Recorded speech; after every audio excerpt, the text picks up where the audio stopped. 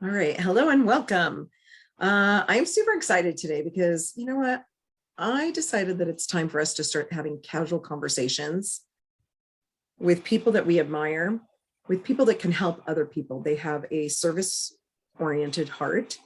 And if I don't share about them and somebody needs them, uh, then I don't really feel like I'm showing up in the world. So today, I wanted to share my friend here, Allison Jeffereys, who has Allison Jeffereys Coaching, and she specializes in helping women go through divorce. And personally, I haven't gone through that.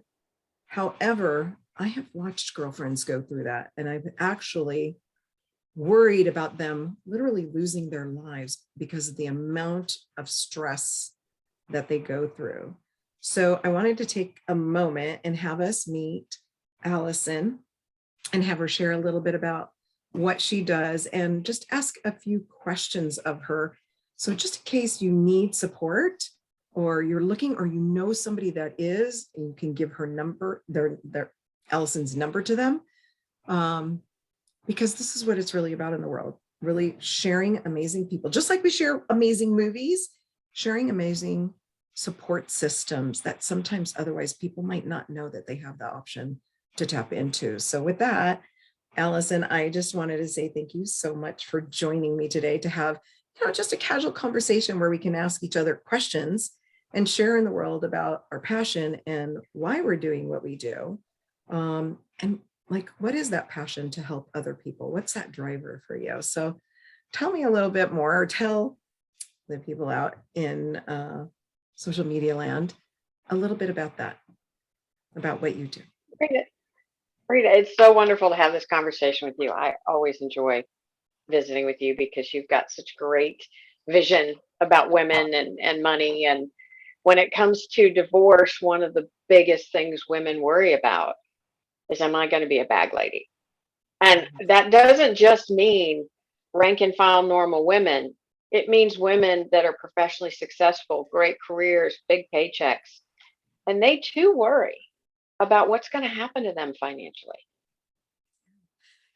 As you're speaking, I thought of a number. There's a number. My understanding is that when women go through divorce, I mean, they lose, I heard it was like upwards of 73% of their actual income a lot of the times. I call it divorce math. It's kind of like that Common Core thing. 2 plus 2 might equal 7 on any given day. Well, in Mhm. divorce math, if you've got 100, even if you're in a community property state, you in your mind think I end up with 50. No, you've got to take the cut off the top for the attorneys.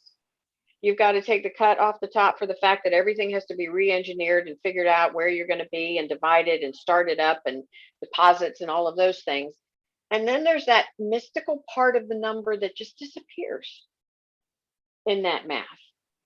And so, yes, when we get divorced, we feel like, hey, I've got that, this is where I am and I get half of this.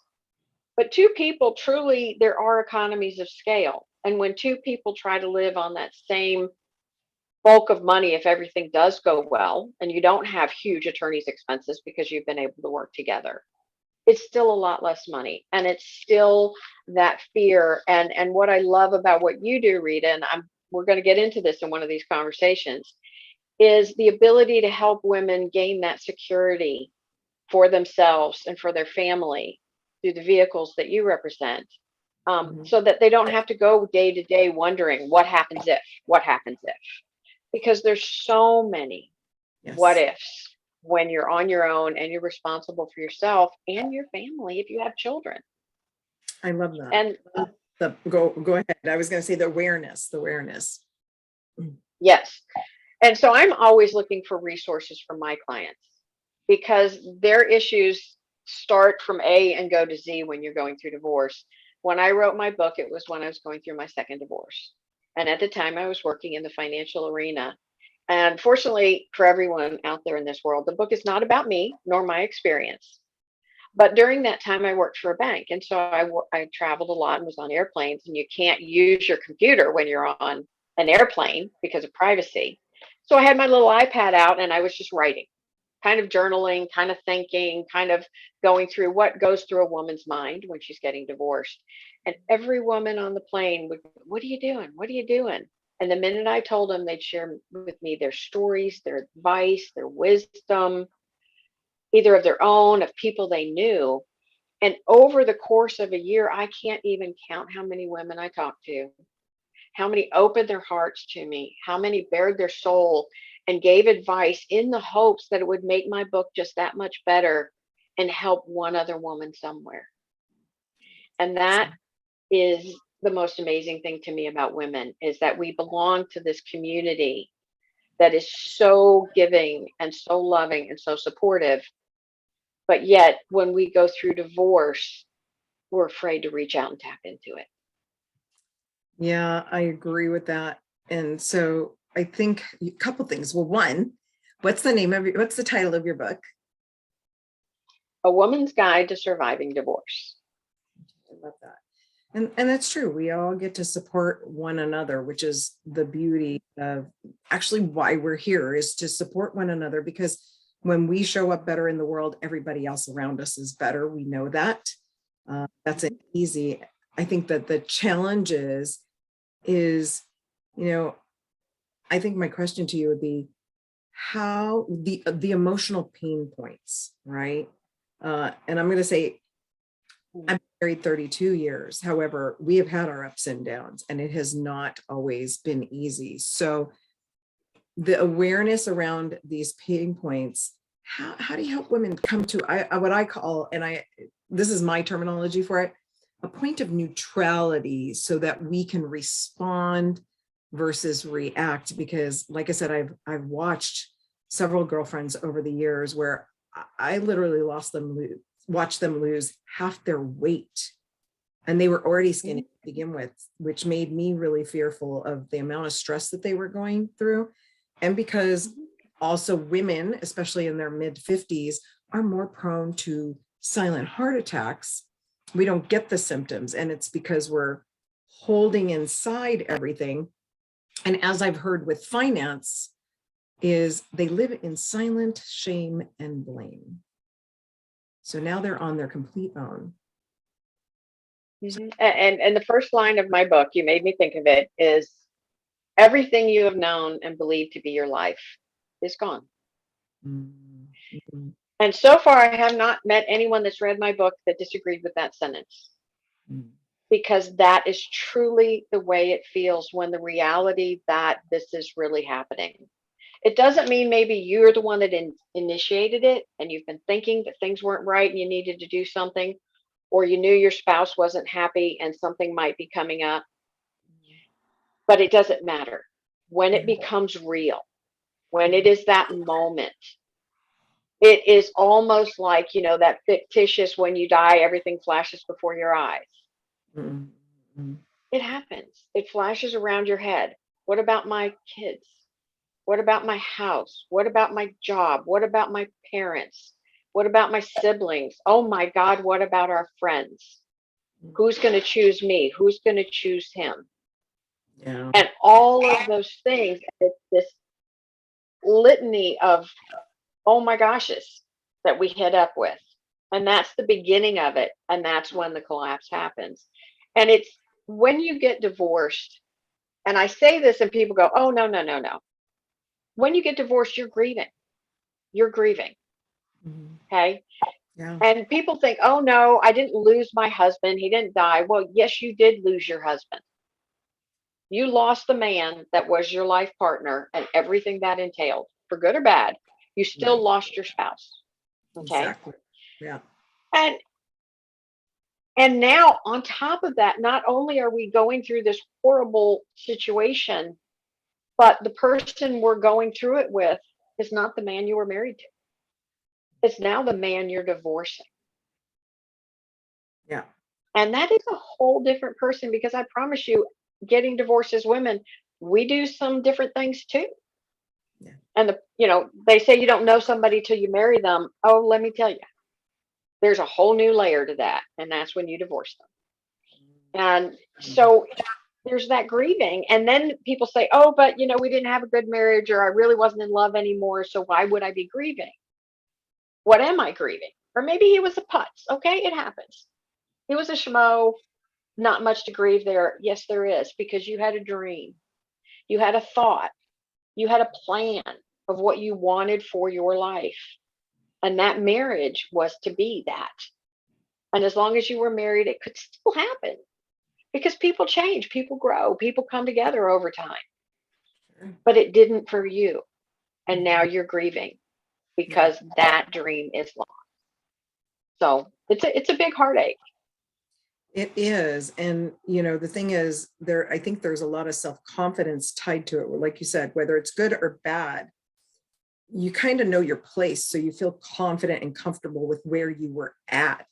So now you're leaving this situation. And is it, that they're feeling like they're a failure, or maybe it was the other person that was the failure, but you couldn't fix it or rectify it, or you should have seen it coming, or, like you said, the parents, or how do I fix it for my children? When they're going through that, I was curious, like, do you have any tips for like a best practice of self-care? First of all, I heard one of them, that's reaching out, right? Who do you reach out to? But what other types of, I don't know, modalities or things that you could suggest that would be a best practice so that they can, still keep that self-confidence about themselves to keep moving forward in the day-to-day as they go through the process? What would that be? Well, and I'm going to tell you that is a great question because that is pivotal. Unfortunately, you didn't go far enough with it Okay. because it doesn't matter how successful you've been. Most of Right. my clients are professionally successful women. They have a lot to be proud of. Sure. But when your marriage fails, your Mhm. self-worth, your Mhm. self-confidence, your belief in your ability Yeah. goes down to very little. And it's about not maintaining it. It's about rebuilding it. And it's about showing yourself grace and showing Mhm. yourself forgiveness Yeah. because it takes two people to be in a marriage. It Oh, takes hey. two people to be in a relationship. Yeah. In my book, I talk about the 8 people that show up in every marriage. I was just gonna And say, right? that that gets a lot more complicated. And it's the pretzel couple, the one where we're both trying to be the person we think the other person wants us to be, that Mhm. gets us in trouble. Mhm. And so you've been in a place where in the most important part of your life, your home, your family, your children, you've been acting in a place that wasn't normal for you. And that wears you down emotionally over time. It Mhm. wears down your self-worth, your self-confidence. And for professionally successful women as well, there's that sense that their career flourished. Yeah. But from the things and messages we got at home, it was at the expense of our home life. And so then the guilt. And it's that guilt, it's that I couldn't fix. And sorry, it's two people in a relationship. We can't fix someone else. The only thing we can do is work on us and be the person we were intended to be, Yeah. our best selves, Yeah. and show up and continue to toe that line. And so many conversations about boundaries and walls and the difference and how to create healthy boundaries. And whose job is it to enforce your boundaries? Yours. There's- So there's just so much that goes into surviving divorce. People think about the logistical issues of finding an attorney and doing this and doing that. Those things in themselves can be brutal. Yeah. Yeah. They can be brutal because we feel we're being judged. That attorney is looking down at me. The Yeah. receptionist is looking down at me. You never know where it's going to come from. So there's so many different parts that there's no magic bullet or silver bullet. Um, there's the fact that in the end, things are going to be okay. They're not okay right now. They are not okay. Your kids are not okay. Your spouse is not okay. Nothing is okay. But the truth is, in the end, everything will be okay. Your kids will be okay. Your spouse will be okay. You will be okay. It's just going to be a different kind of okay. And it often is not, it is a better okay than what you have right now. It's And if just you can focus on that, you get through it. love it. I mean, what I'm hearing as you're talking, because I like to play, I'm going to say word games with myself of how the formula works. And so what I'm hearing is, yes, as first of all, have this awareness, have these, it's okay to have the feelings, be aware of it, acknowledge that things are going to change and be different. The only two things I can control are my attitude and my actions, which then equal to my alignment. And when I understand all that and put those pieces together, and I do it step by step, I get to live aligned with what works for me.